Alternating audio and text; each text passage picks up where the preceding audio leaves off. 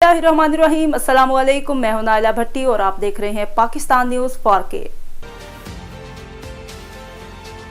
सैलाब और बारिशों के बायस मजीद 45 अफराद जाम बहक।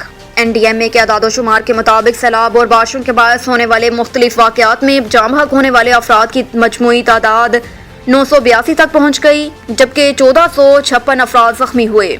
NDMA के मुताबिक बारिशों और सैलाब से होने वाली हलाकतों में अब तक सबसे ज़्यादा अमवात सिंध में हुई। सिंध में जाम बहक होने वाले अफराद की तादाद 339 हो गई। NDMA के मुताबिक मुल्क भर में बारिशों के दौरान 8,02,000 से ज्यादा मवेशी हलाक हुए, जबकि मजमूई तौर पर 149 पुलों को नुकसान हुआ। 6,82,000 से ज्यादा मकानात को नुकसान पहुंचा।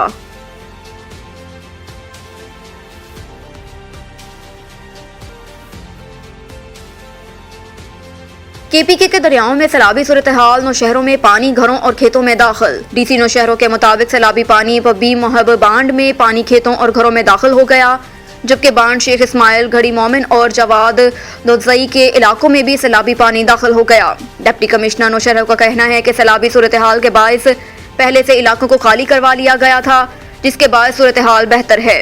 अब तक 30,000 अफराद को महफूज मकामात पर मुंतकिल किया जा चुका है। कुछ मुतासरीन कैंपों में आए और बास ने रिश्तेदारों के यहाँ कयाम किया। उन्होंने बताया कि मुतासरा इस्लाम में इमदादी सरगर्मियाँ जारी हैं।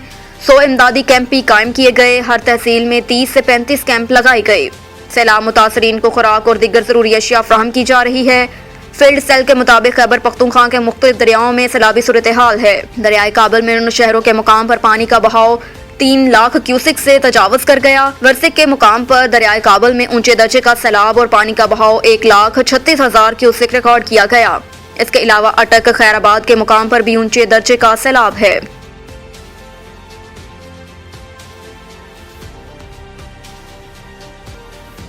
बलोचिस्तान में सैलाबी रेलों से मजीद 6 डैम टूट गए, जबकि सूबे में मजमूई अमवात की तादाद 241 तक पहुँच गई।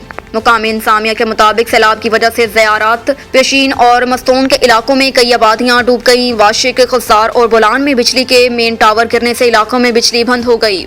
मोबाइल फोन सर्विस के साथ इंटरनेट सर्विस भी बंद रही। नसीराबाद में बोलान कौमी शहरा पर पंचा पुल सैलाबी रेले के बायस बह गया, जबकि सैलाबी पानी करीबी इलाकों में दाखिल होने के बायस अवाम को शदीद मुश्किलात का सामना। दूसरी जानिब बताया जा रहा है कि बलूचिस्तान में घंटों बाद मवासलाती निज़ाम बहाल हो गया। एदी रज़ाकारों ने रेस्क्यू ऑपरेशन जारी करते हुए सैलाबी पानी में फंसे 400 से ज्यादा अफराद को रेस्क्यू किया, जबकि सूबे में मजमूई अमवात की तादाद 241 हो गई। सूबाई इंसामिया का बताना है कि सैलाबी रेलों ने सूबे में 1000 किलोमीटर पर मुश्तमिल मुख्तलिफ शराहों को शदीद नुकसान पहुंचा है।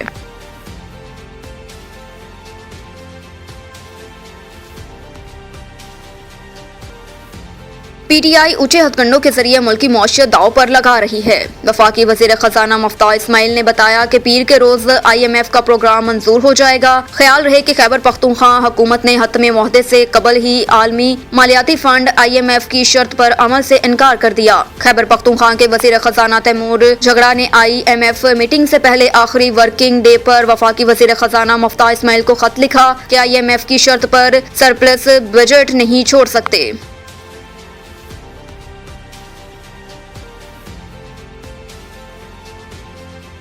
IMF को नहीं, वफाकी हुकूमत को खत लिखा है। वजीर खजाना खैबर पख्तूनख्वा KP तैमूर झगड़ा ने सोशल मीडिया पर अपने एक बयान में कहा कि हमें साबिक फाटा के बजट पर तहफ़्फ़ुज़ात थे, फिर भी कौमी मफाद की खातिर IMF से मुफाहमत की यादाश्त पर दस्तखत करवा के 24 घंटों के अंदर वफाक को वापस कर दी थी। उन्होंने कहा कि खैबर पख्तूनख्वा की हुकूमत वफाक की मजबूती के लिए काम करती रहेगी। हम साथ ही वफाकी हुकूमत के साथ अपने मसाइल भी उठाते रहेंगे।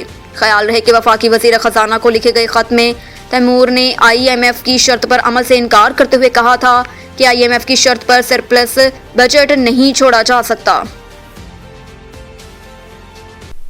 अब तक के लिए इतना ही। मज़ीद खबरों से बाखबर रहने के लिए देखते रहिए पाकिस्तान न्यूज़ 4K।